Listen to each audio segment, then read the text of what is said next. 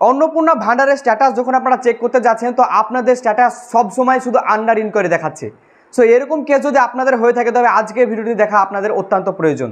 কেন আপনাদের নাম আন্ডার ইনকোয়ারি দেখাচ্ছে? আজ প্রায় 7-8 দিন ধরে আপনারা যখনই আপনাদের স্ট্যাটাস চেক করছেন শুধু আন্ডার ইনকোয়ারি দেখাচ্ছে।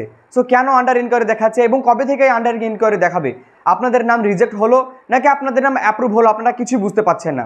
আজকে ভিডিও যদি আপনারা দেখেন তবে বুঝে যাবেন যে কেন আন্ডার ইনকোয়ারি দেখাচ্ছে এবং আপনাদের মধ্যে কারা কারা টাকা পাবে এবং কারা কারা টাকা পাবেন না। তো চলুন এখন ভিডিওর মূল আলোচনায় যাই এবং আপনাদের সঙ্গে ডিটেলসে আলোচনা করি। কিন্তু তার আগে আপনাদের কাছে একটি ছোট্ট রিকোয়েস্ট, যদি এখনো পর্যন্ত আপনারা আমাদের চ্যানেলটিকে সাবস্ক্রাইব না করেন তবে প্লিজ আমাদের চ্যানেলটিকে সাবস্ক্রাইব করবেন এবং যদি এই ভিডিওটি আপনারা আমাদের ফেসবুক পেজ থেকে দেখে থাকেন তবে আমাদের ফেসবুক পেজটিকে ফলো করে রাখতে ভুলবেন না। তো দেখুন, যাদের যাদের নাম আগে রিজেক্ট দেখাচ্ছিল তাদের সকলের নাম কিন্তু আবার আন্ডার ইনকোয়ারিতে করা হয়েছে। কেন? যারা যারা যোগ্য ছিল তারাও অনেক জনের রিজেক্ট হয়েছিল।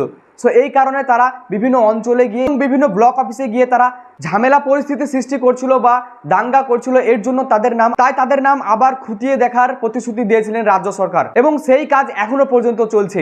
যাদের নাম এখনো পর্যন্ত আন্ডার ইনকোয়ারিতে আছে তারা ভাবছেন হয়তো তাদের নাম রিজেক্ট হয়ে গেছে অথবা তাদের নাম অ্যাপ্রুভ হয়ে গেছে, কিন্তু ব্যাপারটা হচ্ছে আপনারা কিছুই বুঝতে পারছেন না আপনাদের নাম রিজেক্ট হলো নাকি আপনাদের নাম অ্যাপ্রুভ হলো। বিষয়টা খানিকটা এইরকম, যারা যারা ইনকোয়ারি করবে সেরকম অফিসার, দুই ধরনের অফিসার নিয়োগ করা হয়েছিল। আর দেখবেন যখন আপনারা ওয়েবসাইট সম্বন্ধে কিছু জানেন অন্নপূর্ণা ভান্ডারের, দেখবেন সেই ওয়েবসাইটে দুইটি অপশন ছিল, একটি ছিল সিটিজেন লগইন এবং একটি ছিল অফিসার লগইন। সো যারা অফিসার লগইন করবে তাদেরকে একটা নির্দিষ্ট পাসওয়ার্ড দেওয়া হয়েছে এবং ইউজার নেম দেওয়া হয়েছে। সো তারা সেই অফিসার লগইনে যাবে এবং তারপরে লগইন করবে এবং তারপরে আপনাদের নাম ইনকোয়ারি করা হবে। আর এই ইনকোয়ারি বিভিন্ন প্রসেসে হচ্ছে বা হচ্ছিল।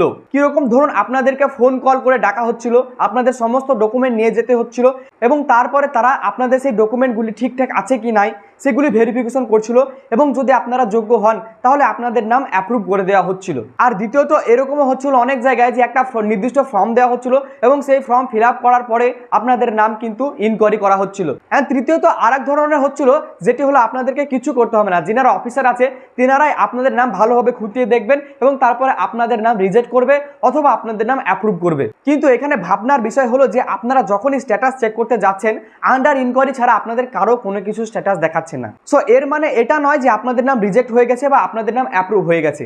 আপনারা কিন্তু এটি এখন বুঝতে পারবেন না। কিন্তু এটি কারা বুঝতে পারবে? যারা যারা অফিসার আছে, অফিস লগইন আছে, তারাই কিন্তু এটি বুঝতে পারবে। আপনি যদি আপনার আধার কার্ড নিয়ে যদি ব্লক অফিস বা বিডিও অফিসে যান বা যাদেরকে এই অফিসার লগইনের ইউজার নেম এবং পাসওয়ার্ড দেওয়া হয়েছে তাদের কাছে যদি আপনি স্ট্যাটাসটি চেক করেন তাহলে কিন্তু আপনাদের নাম অ্যাপ্রুভ হয়েছে নাকি রিজেক্ট হয়ে গেছে তারা বলে দিতে পারবে।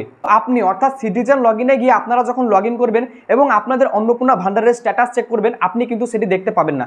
কারণ কি? কারণ এখনো পর্যন্ত সিটিজেন লগইনে আপডেট করা হয়নি আপনার তথ্য, কিন্তু যখনই আপনার তথ্য আপডেট করা হবে আপনি অবশ্যই দেখতে পারবেন। সো এই নিয়ে আপনাদের ঘাবড়ানোর কোনো বিষয় নয়। কিন্তু কথাটা হচ্ছে টাকা কবে ঢুকবে এটি কিন্তু সবার মনেই প্রশ্ন আছে। অনেক জায়গায় আপনারা দেখতে পাচ্ছেন যে কেউ বলছে 15 তারিখে টাকা ঢুকবে, কেউ বলছে 20 তারিখে টাকা ঢুকবে এবং মুখ্যমন্ত্রী ঘোষণা করেছিলেন যে জুলাই মাসে কিন্তু অনেককেই টাকা দেওয়া হবে। তাই আপনারা কেউ বিভ্রান্ত হবেন না, যেনাদের নাম অ্যাপ্রুভ হয়ে যাবে তেনারা অবশ্যই জুলাই মাসের মধ্যে টাকা পেয়ে যাবেন অথবা যদি জুলাই মাসে না পান তবে আগস্ট মাসে যখন আবার টাকা ছাড়া হবে তারপরে কিন্তু আপনারা সকলেই টাকা পেয়ে যাবেন। তবে হ্যাঁ, আপনাদেরকে যোগ্য হতে হবে এবং আপনারা যদি সকল শর্ত পূরণ করেন তবেই কিন্তু আপনাদের নাম অ্যাপ্রুভ করা হবে এবং আপনাদের নাম অ্যাপ্রুভ হয়ে গেলে আপনাদের চিন্তার কোনো বিষয় নেই, আপনারা অন্নপূর্ণা ভান্ডারের 3000 টাকা করে পেয়ে যাবেন। তো আজকের এই ভিডিওটি আপনাদের কেমন লাগলো অবশ্যই কমেন্ট করে জানাবেন। আর যদি এই ভিডিওটি আপনাদের কাছে একটু গুরুত্বপূর্ণ মনে হয় তবে এই ভিডিওটিকে আপনারা এত বেশি পরিমাণে শেয়ার করবেন যাতে সকলে এই খবরটি পেয়ে যায় এবং বিভ্রান্ত থেকে মুক্ত হতে পারে।